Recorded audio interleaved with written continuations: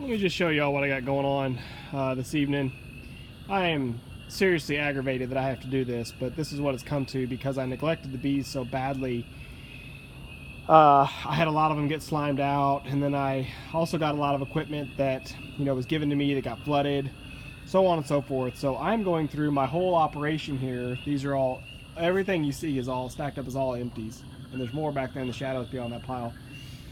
This is a 100-gallon cattle trough, or maybe it's 100-gallon, I think so, maybe 200-gallon. Anyway, it's a water tub, livestock tub, full of a bleach water solution, and I'm going through and just basically giving everything a bleach water bath.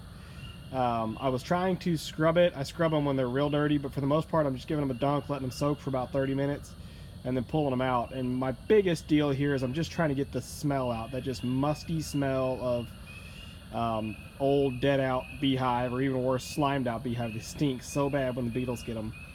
I'm having to do this, and of course, true to my nature, typically I'm doing it after dark because the kids are finally in bed.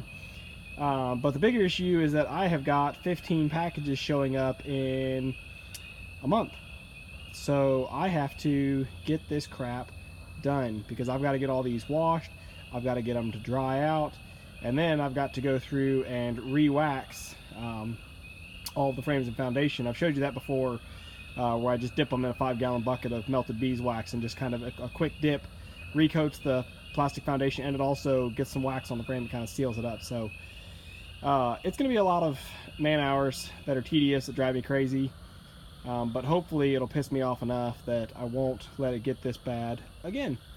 But I got a lot of work to do. Just wanted to take a little break and talk about what I was doing and explain why it's really ignorant that I have to do it. Hope you guys don't have to.